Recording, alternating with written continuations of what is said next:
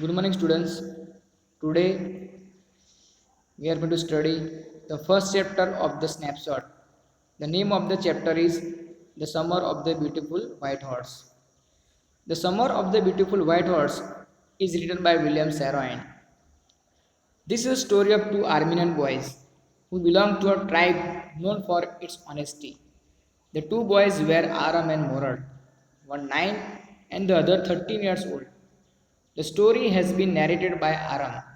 He recalls the episode as it had taken place. So now I will give you line by line explanation. One day back there in the good old days, when I was 9 and the world was full of every imaginable kind of magnificence and life was still a delightful and mysterious dream. My cousin Morad, who was considered crazy by everybody who knew him except me, came to my house at 4 in the morning and woke me up tapping on the window of my room. So the narrator Aram begins the story by saying that it happened in the good old days. He was then 9 years old. The world seemed to be full of joys. He had a cousin named Morad. Everybody who knew him considered him to be crazy, but Aram didn't think so. One day, Murad came to Aram's house at 4 o'clock in the morning. He tapped on the window. Tapped means knocked on the window of his room and woke him up.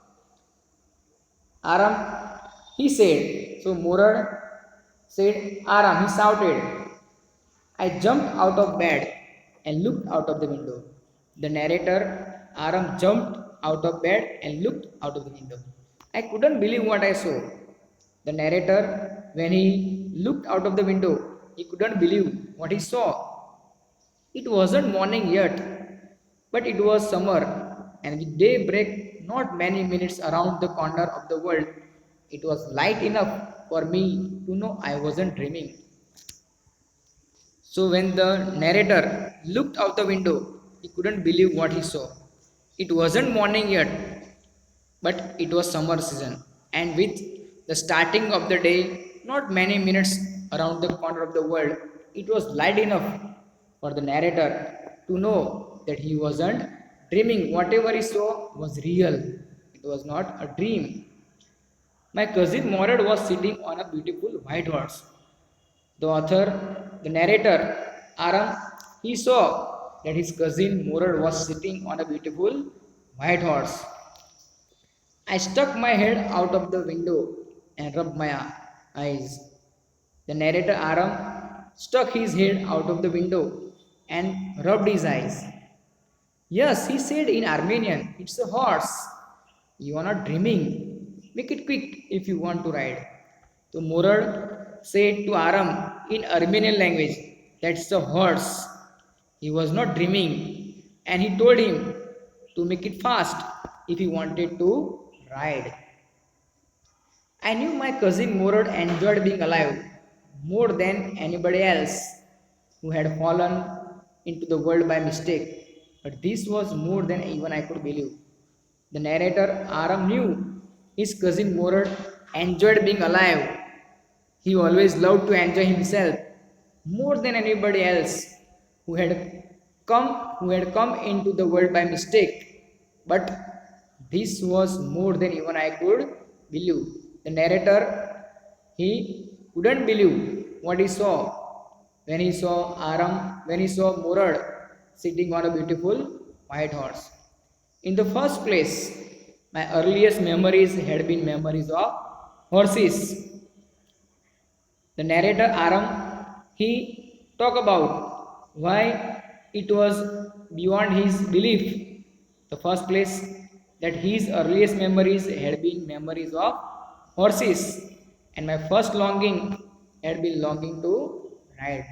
And the narrator Aram's first longing is desire had been the desire to ride, strong desire. So this was the wonderful part. So from his childhood days, the narrator Aram, he wanted to ride the horse, which was the wonderful part. In the second place, we were poor. The second reason that they were poor. Aram and Murad, they were very poor. This was the part that wouldn't permit me to believe what I saw. So the poverty. So Aram and Murad being poor didn't allow them to believe what Aram saw. We were poor. We had no money.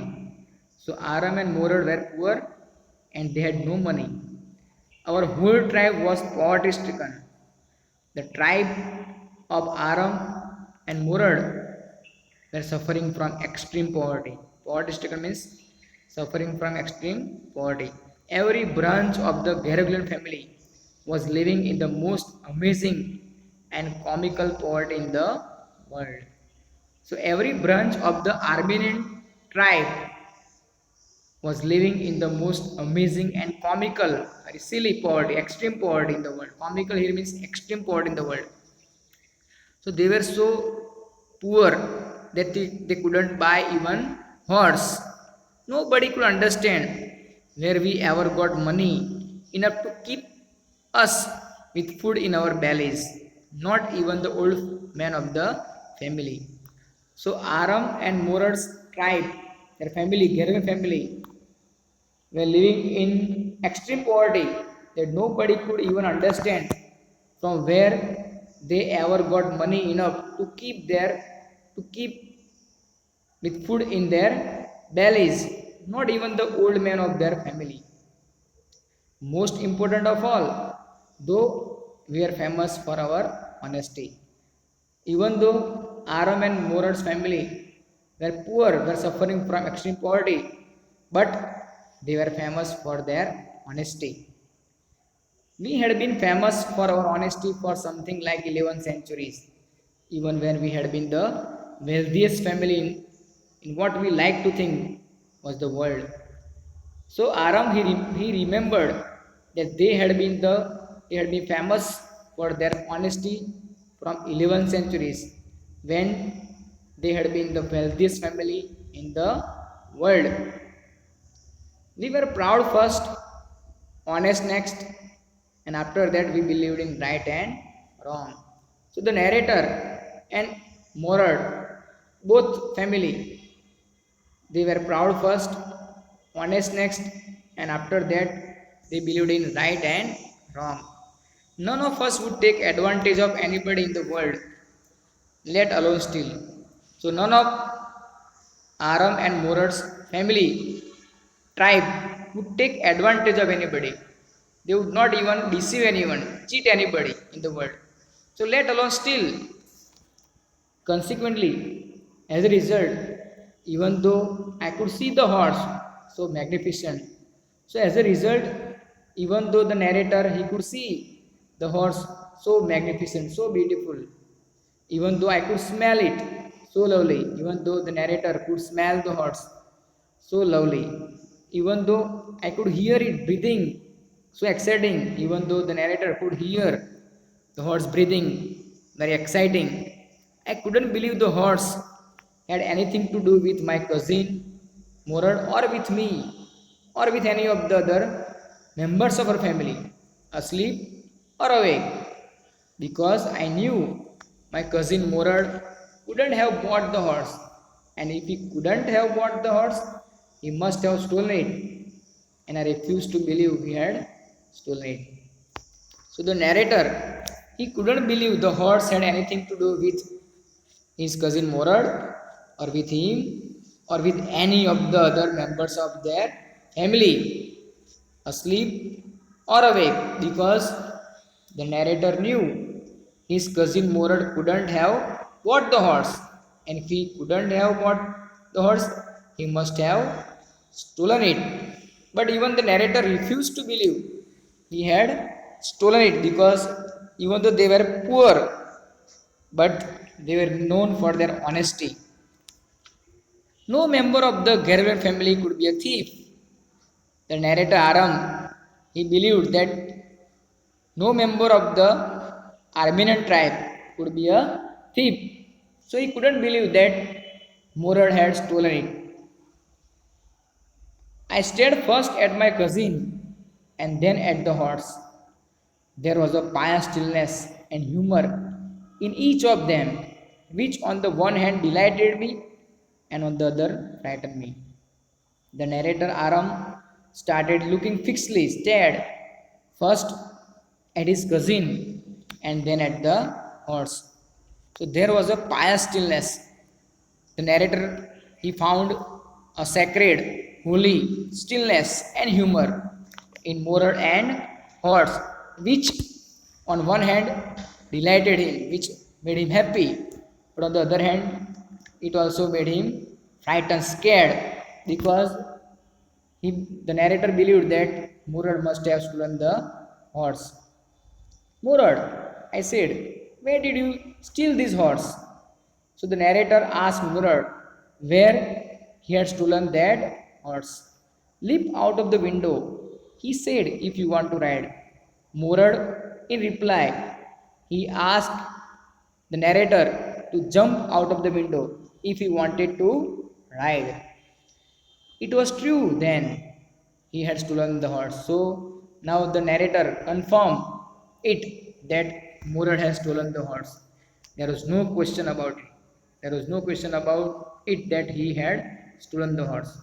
He had come to invite me to ride or not, as I choose. So the narrator he knew that Murad had come to invite him to ride. Whether he wanted to ride it or not, it depends on the narrator. Well, it seemed to me stealing a horse for a ride was not the same thing as stealing something else, such as money. Now, the narrator Aram he took the situation in a different note. It seemed to the narrator stealing a horse for a ride was not the same thing as stealing something else, such as money. For all I knew, maybe it wasn't stealing at all. The narrator he believed that stealing a horse for a ride was not stealing at all.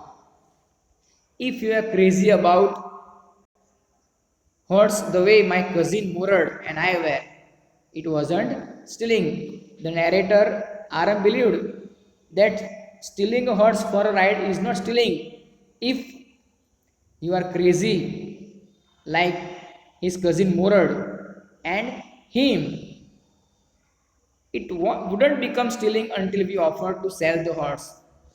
According to the narrator, stealing the horse for ride could not be called stealing until we offered to sell the horse, until they offered to sell the horse, which of course I knew we would never do.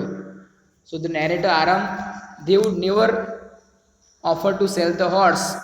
So they have stolen the horse only for ride, not for selling.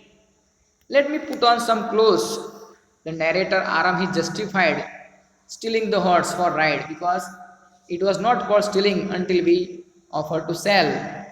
So he just asked Murad to wait until he put on some clothes he wear.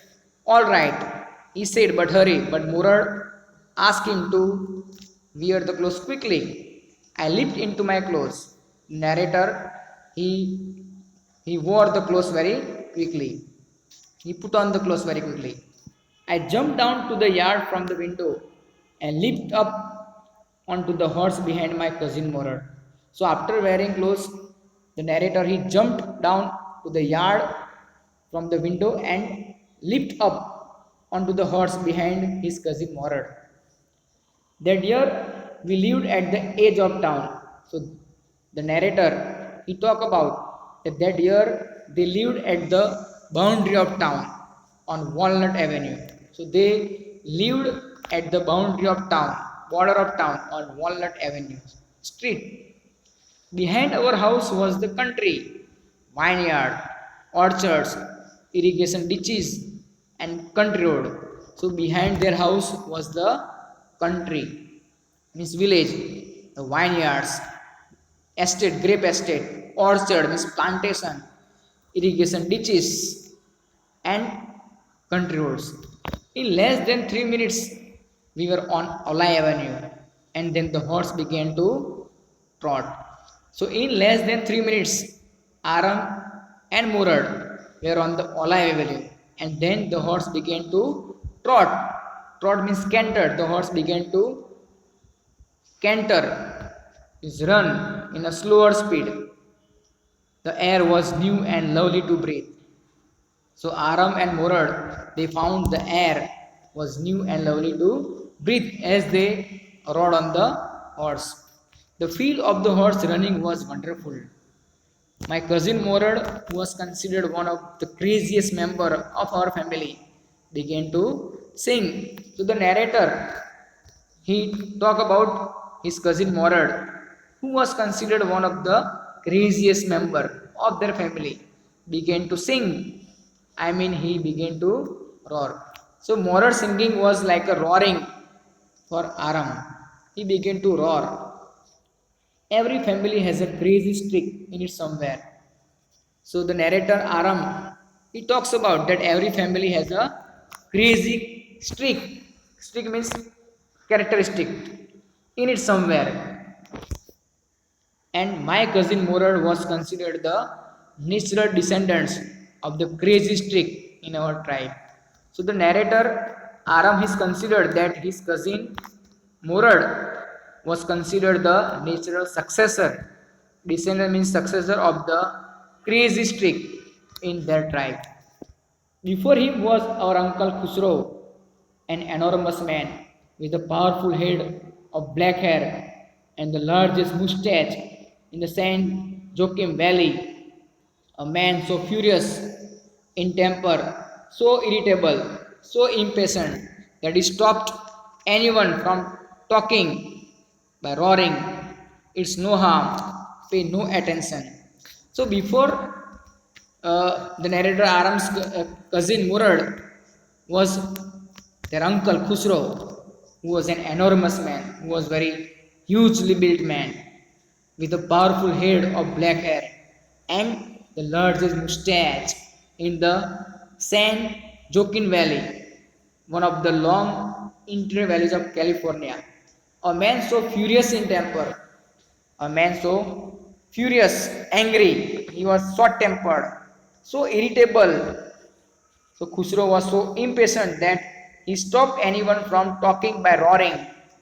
It's no harm, pay no attention to it. That was all. No matter what anybody happened to be talking about. So that's all. His uncle Khusro was so short tempered, so irritable that no matter what anybody happened to be talking about, but he interrupted them by saying, it's no harm, pay no attention to it. Once it was his own son Arak running 8 blocks to the barber shop, where his father was having his mustache trimmed, means cut, to tell him their house was on fire. This man Khusro sat up in the chair and roared. So one day, when Khusro's son Arak came running 8 blocks to the barber shop, where his father was having his mustache clipped, and he came to inform him that their house was on fire. But this man Khusro, he sat up in the chair and started roaring. It's no harm, pay no attention to it. So instead of taking any action, he asked his son, interrupting him by saying that it's no harm, don't pay attention to it. The barber said, but the boy says your house is on the fire. But the barber, he told Khusro that his son, he was talking about their house on fire. So Khusro roared again, enough, it's no harm. But Khusro, he was so short tempered, he was so irritable, he was so impatient that he didn't want to listen to his son or barber. He just roared and just told them, enough is enough. It was no harm, he said. My cousin Murad was considered the natural descendants of this man, and the narrator, he believed that his cousin Murad was considered the natural successor of this man, means his uncle Khusro. Although Murad's father was Zorab, who was practical and nothing else. So even though Murad's father was Zorab, who was a practical man and nothing else, but Murad had got the crazy streak from his uncle Khusro. That's how it was in our tribe. So that's how it was in Aram's tribe. A man could be the father of his son's flesh, but that didn't mean that he was also the father of his spirit. It means that the narrator, Aram's cousin Murad, he was the son of his father Jorab, but he had got a crazy streak of his uncle Khusro. The distribution of the various kind of spirit of our tribe had been from the beginning capricious and vagrant. So the narrator Aram, he talk about that the distribution of various kind of the spirit soul of the tribe had been from the beginning capricious, means very changeable and wandering. We rode and my cousin Morad sang. So Aram and Morad, they rode the horse and his cousin Morad started singing. It means roaring. For all anybody knew, we were still in the old country, where at least according to some of our neighbors we belong. So the narrator Aram and Murad, they rode the horse and Murad was singing. For all anybody knew, they were still in the old country. So Aram and Murad, they were still in the old country, old village, where at least according to some of the neighbors they were riding the horse in their old country. We let the horse run as long as it felt running. So Aram and Murad, they let the horse run. They didn't stop the horse from running. At last my cousin Murad said, "Get down. I want to ride alone." So at last Aram's cousin Murad said, "Get down." He wanted to ride alone. "Will you let me ride?" So the narrator asked whether Murad would let him ride alone. "That is up to the horse," my cousin said. "Get down." But Murad told Aram that is up to the horse whether he would allow him to ride or not. "The horse will let me ride." The narrator Aram said the horse would let him ride. So when Murad said that the horse would decide whether the horse would allow the narrator to ride or not, but Murad asked him to get down because he wanted to ride.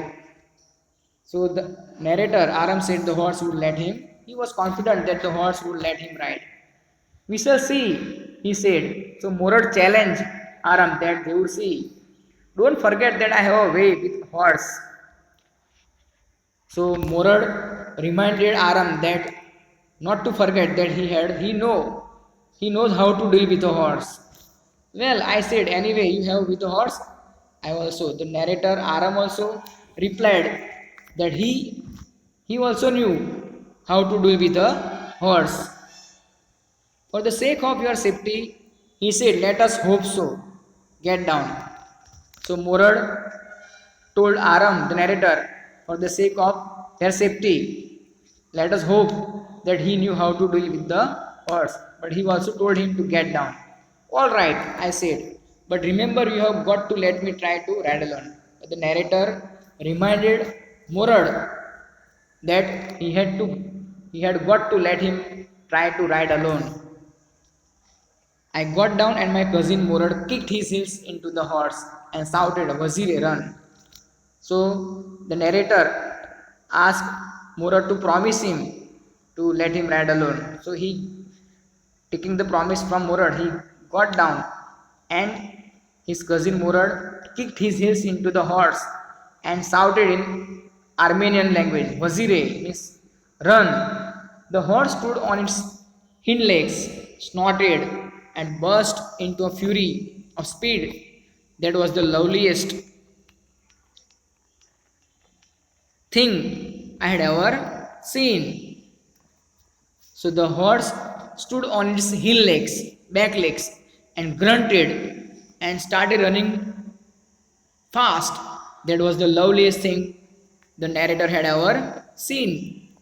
My cousin Murad raced the horse across a field of dry grass to an irrigation ditch, crossed the ditch on the horse, and 5 minutes later returned dripping wet. The narrator's cousin Murad, he raced the horse across a field of dry grass to an irrigation ditch trenches, crossed the ditch on the horse, and 5 minutes later he returned, dripping wet, extremely wet.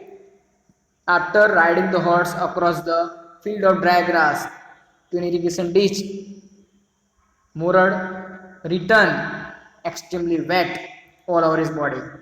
The sun was now coming up. Now it's my turn to ride. So when the sun was coming up, it was noon time. The narrator Aram told Murad that it was his turn to ride. My cousin Murad got off the horse. So Aram's cousin Murad, he got off the horse. Ride, he said, and he told Aram to ride. I leaped to the back of the horse and for a moment knew the most awful fear imaginable. The horse didn't move. So when the narrator jumped to the back of the horse and for a moment he knew the most awful fear, very bad fear, imaginable.